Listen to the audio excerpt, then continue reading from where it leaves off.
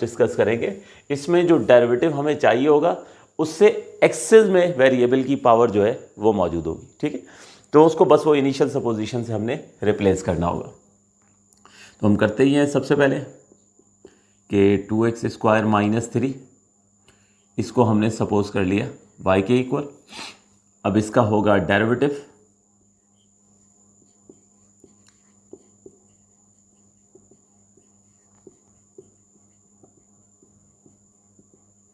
इसका डेरिवेटिव होगा तो हो जाएगा 4x dx, ठीक है, इक्वल्स टू dy। और यहाँ से हम क्या करेंगे, x dx की वैल्यू जो है वो निकाल लेंगे। तो x dx की वैल्यू आ गई dy/4। तो इस तरह से हमने जो है वो अपनी सपोजिशन मुकम्मल कर ली है। अब हम कंसीडर करते हैं क्वेश्चन को, और क्वेश्चन को जो है इस फॉर्मेट में लाते हैं। ये सपोजिशन वगैरह हम पुट करेंगे और फिर आगे प्रोसीड करेंगे। तो क्वेश्चन है हमारे पास इंटीग्रल ऑफ 2x² माइनस 3, इस पर पावर है 4/3 और साथ है x³ dx। अब देखो हमारे पास अगले स्टेप में हमें करना ये है कि ये 2x² माइनस 3 ये रहेगा एज इट इज, इस पर पावर 4/3 एज इट इज रहेगी। ये जो x³ है ना बेटे, इसको हम x² में और x में जो है वो ब्रेक कर लेंगे। अब ये x² और x में ब्रेक हमने क्यों किया, क्योंकि हमें पता था कि 2x² माइनस 3 का जब हम डेरिवेटिव निकालेंगे तो वो डेरिवेटिव x dx आ जाएगा, ठीक है। और x dx की वैल्यू आप देखो ऊपर हम जो है ऑलरेडी डिटरमाइन कर चुके हैं। तो इसका मतलब ये हुआ कि हमारे पास जो है वो यहाँ पर 2x² माइनस 3 इसकी वैल्यू ये देखें हम पुट कर चुके हैं, सपोज कर चुके हैं, सॉरी y पुट कर देंगे। x dx हमारे पास जो है उसकी वैल्यू हम डिटरमाइन कर चुके हैं, वो है हमारे पास dy/4 की। लेकिन अब ये वाला जो x² है ये बच गया है। तो हमें क्या करना होगा, इसकी वैल्यू कहाँ से आएगी, तो वो जो हमने इनिशियली सपोजिशन की थी ना, उससे हम x की या x² की वैल्यू जो भी मुनासिब होगी वो हम निकालेंगे और यहाँ पुट कर देंगे। तो पूरा क्वेश्चन जो है वो नए वेरिएबल में y में चला जाएगा और क्वेश्चन सिंप्लीफाई होगा और फिर हम उसको इंटीग्रेट कर देंगे। तो हमारे पास यहाँ पर इसका मतलब ये 2x² माइनस 3 उसकी वैल्यू y मौजूद है, x dx उसकी वैल्यू dy/4 मौजूद है। अब सिर्फ जो है वो कमी है तो किस चीज़ की, x² की। तो x² की वैल्यू कैसे निकालें, तो ये जो हमारी सपोजिशन है 2x² माइनस 3 y के बराबर है। यहाँ से हम क्या करेंगे कि यहाँ से हम जो है वो वैल्यू डिटरमाइन करेंगे। तो x² की वैल्यू जो है ये आ जाएगी y+3/2 की, ठीक है।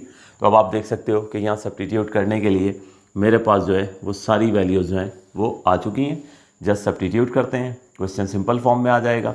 फिर आगे उसको देखते हैं कि किस तरीके से हमने जो है वो उसको इंटीग्रेट करना है, ठीक है। तो ये सारी वैल्यूज़ जो हैं ये हम सपोजिशन जो है ये पुट करते हैं। तो 2x² माइनस 3 ये इक्वल है y के, तो ये हो जाएगी y⁴/3। फिर आ गया x², तो x² की वैल्यू है हमारे पास y+3/2। उसके बाद हमारे पास जो है वो x dx, तो x dx ये देख लें इसकी वैल्यू है dy/4। तो इस तरह से ये वैल्यूज़ हमने पुट कर दी हैं। अब ये 4 और 2 जो है ये 4 और 2 आपस में मल्टीप्लाई होंगे तो 8 हो जाएगा। और इसी स्टेप में ही हम इसको जो है वो एज अ कोफिशिएंट के तौर पे जो है हम इसको बाहर शिफ्ट कर देंगे। तो हमारे पास ये हो जाएगा 1/8 integral of y⁴/3 into y+3 dy। तो y⁴/3 इंटू y+3। अब आप ब्रैकेट्स ओपन करेंगे, y⁴/3 को y से और y⁴/3 को जो है वो हम 3 से जो है वो मल्टीप्लाई करेंगे। तो 1/8 इंटीग्रल ऑफ y⁴/3 ये मल्टीप्लाई होगा y से और फिर y⁴/3 जो है ये मल्टीप्लाई होगा किससे, ये y⁴/3 3 से मल्टीप्लाई होगा। अब दोनों टर्म्स के साथ जो है वो इंटीग्रल की साइन हमने लिख ली है, बल्कि उससे पहले यहाँ पर ये सिमिलर एलिमेंट मल्टीप्लाई हो रहे हैं तो इनकी पावर्स हम ऐड कर लेंगे। इस y के ऊपर हमारे पास पावर क्या है, 1 है। तो ये हो गया 1/8 इंटीग्रल ऑफ y की पावर, ये देखिए हमारे पास जो है 4/3 + 1 हो जाएगा। सिमिलर एलिमेंट मल्टीप्लाई हो रहे होते हैं अलजेब्रा में, तो हमेशा उनकी पावर्स ऐड हो जाती हैं। तो जब आप इसको सॉल्व करोगे तो ये हो जाएगी y की पावर 4 + 3/3, 4 + 3/3 यानी y की पावर क्या हो जाएगी 7/3 हो जाएगी। ठीक है, तो ये y की पावर हो गई 7/3, 3 × y की पावर 4/3। ठीक हो गया। अब इसके बाद हमारे पास जो है हम दोनों टर्म्स के साथ इंटीग्रल की साइन लिखते हैं और उसके बाद फिर जो है आप देखो कि सिंपल हमारा ये क्वेश्चन जो है एक बार फिर जस्ट लाइक प्रीवियस क्वेश्चन ये रूल नंबर 1 से, यानी जो हमारी x⁴n का फार्मूला था उससे जो है ये इंटीग्रेट हो जाएगा। तो 1/8 दोनों टर्म्स के साथ लिखिएगा, तो ये हो गया 1/8 इंटीग्रल ऑफ y⁴ 7/3। उसके बाद जो है वो आ जाएगा 1/8 इंटीग्रल ऑफ 3 × y⁴ 4/3। अब 3 एज अ कोफिशिएंट इसको हम बाहर शिफ्ट करते हैं, फिर उसके बाद जो है वो हम रूल नंबर 1 जो है वो अप्लाई करेंगे। तो ये 1/8 इंटीग्रल ऑफ y⁴ 7/3 dy। उसके बाद प्लस की साइन आई, 3 बाहर चला गया, 3/8 इंटीग्रल ऑफ y⁴ 4/3 dy। लीजिए, अब यहाँ पे हमारा क्वेश्चन बिल्कुल इस फॉर्म में आ चुका है कि हम जो है वो फार्मूला नंबर 1 यानी x⁴n का फार्मूला इस्तेमाल करेंगे और जस्ट इसको जो है वो इंटीग्रेट कर देंगे। तो 1/8 आया। अब यहाँ पे ये हो जाएगा 1/7/3 सॉरी 7/3 + 1 y⁴ 7/3 + 1। ये हो गया हमारे पास फर्स्ट वाला इंटीग्रल। y पर पावर थी 7/3 तो 1/7/3 + 1 और y⁴ 7/3 + 1। उसके बाद प्लस की साइन आई, हमारे पास आया 3/8।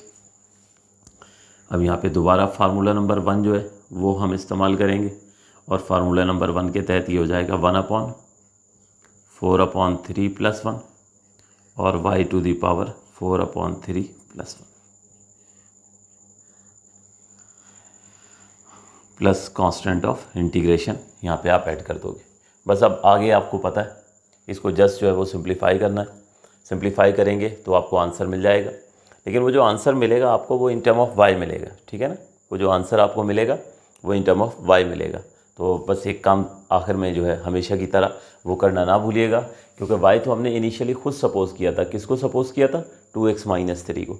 तो क्या करेंगे कि y की जगह 2x² - 3 जो है वो पुट कर देंगे तो हमें आंसर मिल जाएगा। तो नोट कीजिए और इसको बेहतर है कि हाथ के हाथ ही अभी इसको कंप्लीट करके फाइनल आंसर निकालें। नोट कीजिए।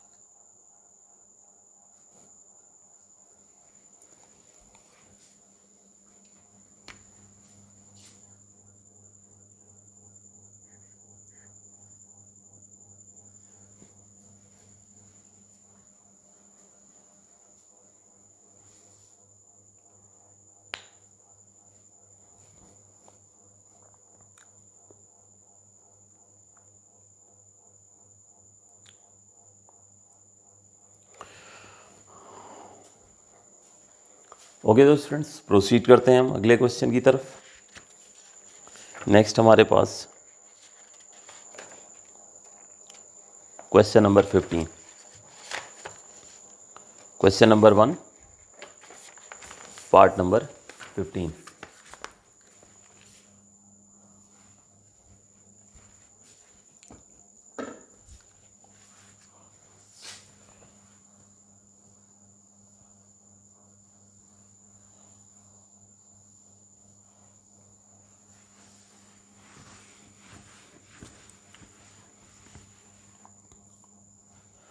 तो पार्ट नंबर 15 है हमारे पास।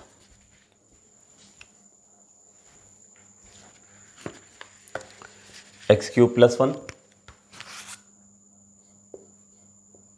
एक्स क्यूब प्लस वन, इसके ऊपर पावर है 7/5 और 7 एक्स की पावर 5 मौजूद है। तो आप देख रहे हो कि ये तीसरा हमारा पार्ट है जिसमें हम मुस्तकिल हमारे साथ यही सूरत हाल आ रही है कि हमारा जो फंक्शन होता है उसकी जो डेरिवेटिव की नीड होती है उससे एक्सिस में टर्म्स मौजूद होती हैं, जिसको फिर हम अपनी इनिशियल सपोजिशन से जो है वो रिप्लेस करते हैं। तो अब आप देख लीजिए यहाँ पर एक्स क्यूब प्लस वन ये हमारा फंक्शन है, ठीक है। इसके ऊपर पावर 7/5 है। हमें 7 एक्स क्यूब प्लस वन का डेरिवेटिव चाहिए। तो एक्स क्यूब प्लस वन का डेरिवेटिव क्या हो जाएगा? 3x² dx, 3x² dx। तो 3 को तो फिलहाल छोड़ दीजिए, x² चाहिए। तो x² आप देखें वो तो यहाँ से मिल जाएगा, लेकिन एक एक्स क्यूब यहाँ से जो है वो एक्सिस में मिलेगा। तो उसको फिर वो अपनी इनिशियल सपोजिशन से हम उसको जो है वो रिप्लेस करेंगे और रिप्लेस करके फिर हम क्वेश्चन को इसी तरह से जो है वो सिंप्लीफाई करके फिर हम इसको अंजाम तक जो है वो पहुंचाएंगे। तो पहले मैं कॉलम 2 जो है वो रब कर दूं, फिर इसके बाद हम ये क्वेश्चन शुरू करते हैं। तो बहुत ही इंपॉर्टेंट एक्सरसाइज चल रही है, बहुत ही इंपॉर्टेंट जो है वो क्वेश्चन चल रहे हैं। कोशिश किया करें कि आप रिपीट कर करके वीडियो को बार बार रिकॉल करते रहें ताकि जो है ये एक्सरसाइज जो है आपकी बहुत स्ट्रांगली जो है वो प्रिपेयर हो जाए। तो शुरू करते हैं। सबसे पहले फंक्शन को एक्स क्यूब प्लस वन को हमने सपोज कर लिया y के इक्वल। अब जब इसका डेरिवेटिव होगा तो डेरिवेटिव हो जाएगा 3x² dx, ये बराबर हो जाएगा dy के। एक्स क्यूब का डेरिवेटिव हो गया 3x², 1 का डेरिवेटिव 0 हो जाना है, तो ये हो गया 3x², ठीक है। अब x वाली साइड थी तो dx लिख दिया और y वाली साइड पर dy। अब यहाँ से 3 को क्रॉस मल्टीप्लाई करके हम उस तरफ ले जाएंगे, तो x² dx ये हो जाएगा dy/3। अब आप देख सकते हो कि हमारे पास जो है एक्स क्यूब प्लस वन उसकी वैल्यू हम सपोज कर चुके हैं उसको y के बराबर, और यहाँ से x² की वैल्यू निकल आई x² dx की।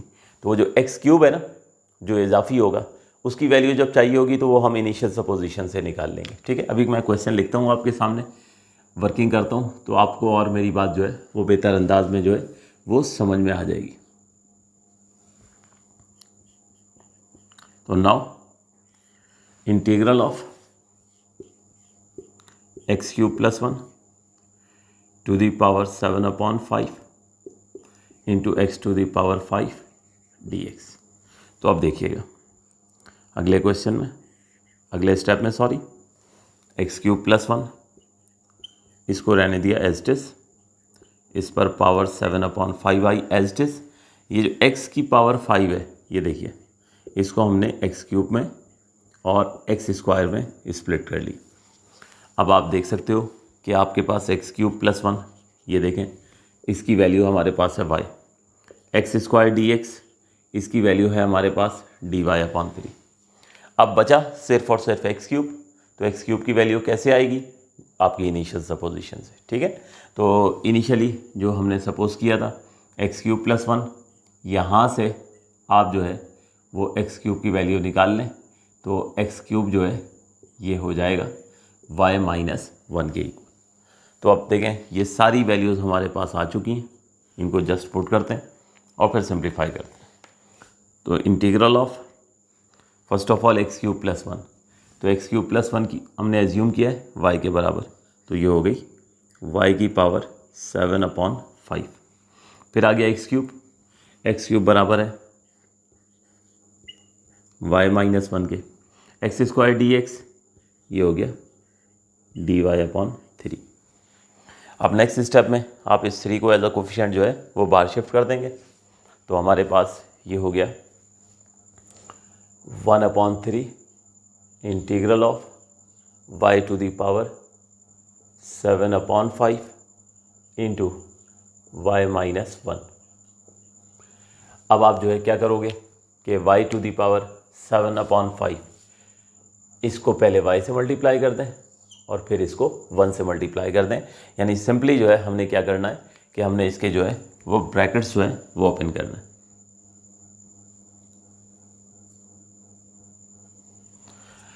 तो ब्रैकेट्स ओपन करते हैं, तो 1/3 integral of y to the power 7/5 into y minus y to the power 7/5। अब यहाँ पर आप देख रहे हो कि दोनों सिमिलर एलिमेंट मल्टीप्लाई हो रहे हैं, तो इनकी पावर जो हैं वो ऐड हो जानी है, ठीक है ना। तो ये हो जाएगी 7/5 + 1, ठीक है, क्योंकि इस y के ऊपर पावर जो है वो 1 है।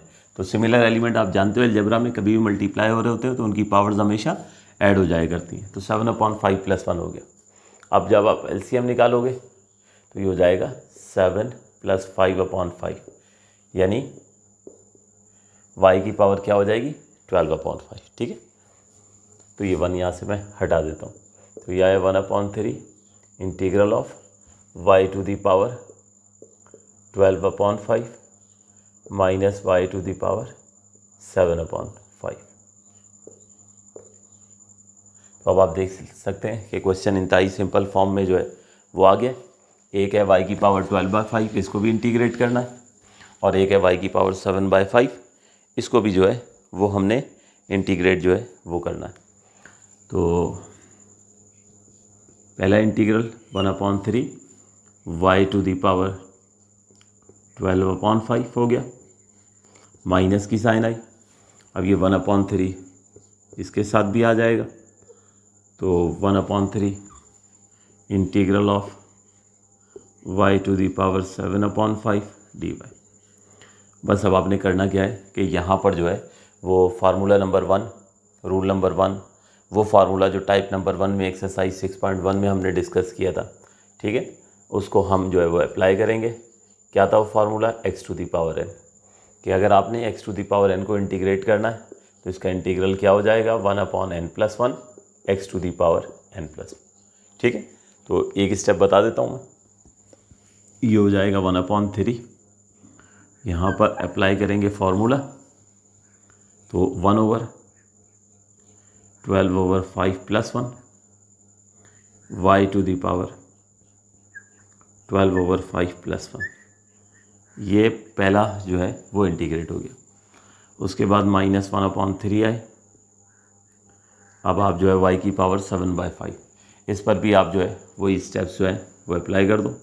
ये हो जाएगा 1/7/5 + 1 और y टू द पावर 7/5 + 1। अब बस जस्ट आपने इसको जो है वो सिंप्लीफाई करना है। सिंप्लीफाई करेंगे तो आपको आंसर मिल जाएगा, लेकिन याद रहे स्टूडेंट्स, वो आंसर आपको जो मिलने जा रहा है वो इन टर्म ऑफ y मिलने जा रहा है। तो जो आंसर आपको इन टर्म ऑफ y मिलेगा उसमें आखिर में क्या करना है कि बस ये इनिशियल सपोजिशन ज़रूर पुट कर दीजिएगा, यानी y की जगह x³ + 1 पुट कर दीजिएगा, तो आपको आंसर मिल जाएगा। नोट कीजिए और इसको जो है वो आप कंप्लीट कीजिए।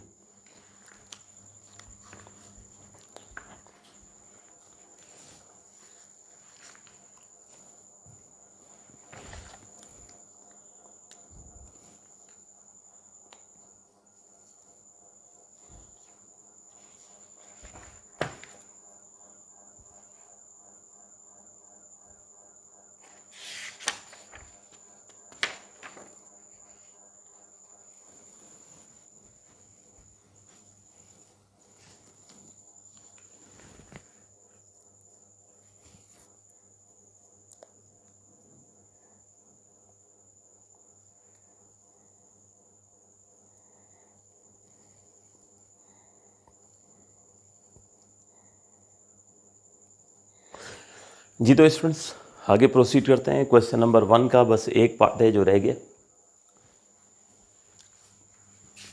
तो इस तरह से ये क्वेश्चन नंबर 1 के सारे पार्ट्स जो हैं ये कंप्लीट हो गए हैं, ठीक है। कोशिश मैंने की है कि एक एक पार्ट जो है वो आपको करा दिया जाए। उसकी वजह ये है कि बहुत ही इंपॉर्टेंट एक्सरसाइज है, ना सिर्फ एग्जामिनेशन पॉइंट ऑफ व्यू से बल्कि कॉन्सेप्ट के हिसाब से भी, क्योंकि इंटीग्रेशन या एंटी डेरिवेटिव बल्कि ओवरऑल कैलकुलस ही कहना चाहिए कि ये आपकी फ्यूचर एजुकेशन में भी जो है बड़ा बुनियादी किरदार अदा करेगा। तो इसलिए ये कैलकुलस आपका जो है वो बहुत स्ट्रांग होना चाहिए। तो इसलिए कोशिश ये होती है कि मैक्सिमम क्वेश्चन आपको कराए जाएं, ताकि मैक्सिमम वैरायटी जो है वो हम यहाँ पे क्लास में डिस्कस कर लें। मैक्सिमम वैरायटी जो है वैरायटी ऑफ क्वेश्चन जो है आप लोग कर लें, ताकि आइंदा फ्यूचर में भी आपको जो है वो किसी किस्म का कम से कम कैलकुलस के हवाले से जो है वो डिफ़िकल्टी फेस नहीं करनी पड़े। तो वो करते हैं क्वेश्चन नंबर 1 का पार्ट नंबर 16। पार्ट नंबर 16 है ये हमारे पास, integral of x square minus 4x plus 3, sorry x square minus 2x plus 1 और इस पर पावर है 4/3। X square minus 2x plus 1 और इस पर पावर है 4/3। क्वेश्चन नंबर 1 का ये 16 पार्ट है। देखिए हमारे पास ये क्वेश्चन, अब वो जो 3 अभी हमने क्वेश्चंस किए ना, ये उस लॉजिक से नहीं होगा। देखिए x square minus 2x plus 1 power है 4/3। देखो हमारे पास होगा ये कि ये देखिए a square minus 2ab plus b square लिखा हुआ है, x square minus 2x plus 1। X square minus 2x plus 1 can be written as square of x minus 1। ठीक है, मैं 4/3 की बात नहीं कर रहा।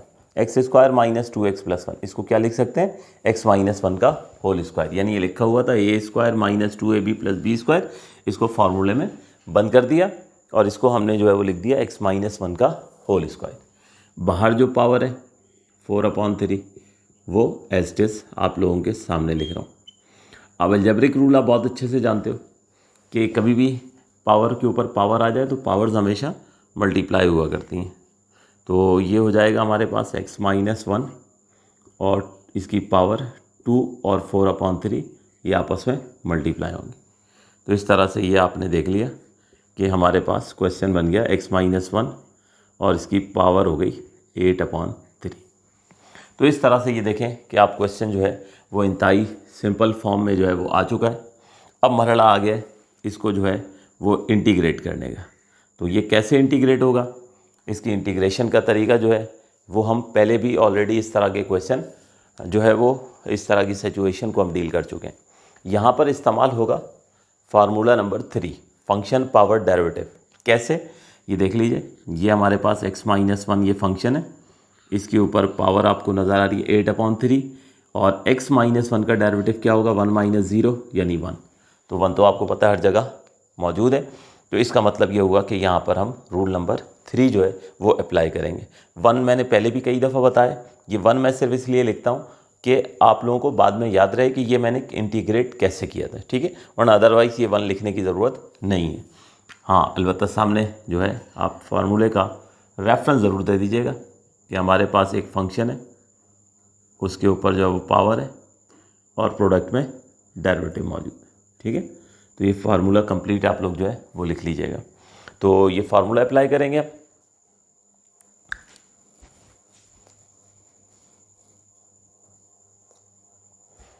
तो ये फार्मूला अप्लाई होगा तो हमारे पास ये हो जाएगा x minus 1 to the power 8/3 plus 1 over 8/3 plus 1। और अब इसको जो है वो हमने सिंप्लीफाई करना है। तो सिंप्लीफाई करते हैं, x माइनस 1 यहाँ एलसीएम होगा तो ये हो जाएगा 8 प्लस 3/3 और डिनोमिनेटर में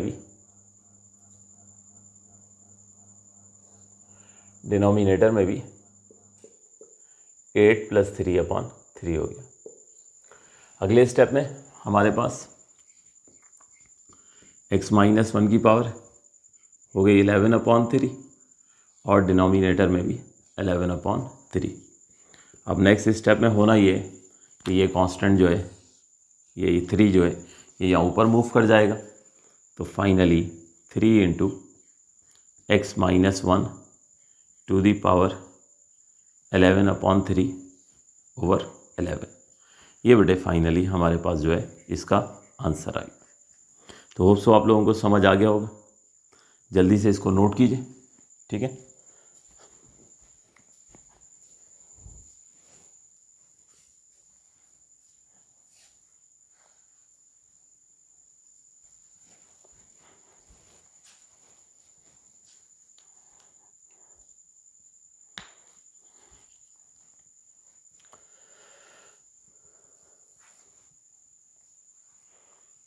तो ये स्टूडेंट्स हमारे क्वेश्चन नंबर 1 के सारे पार्ट्स जो हैं 1 to ऑल तमाम पार्ट्स जो हैं वो हमने कंप्लीट कर लिए, जिसमें हमने अलजेब्रिक फंक्शंस को इंटीग्रेट करना सीखा।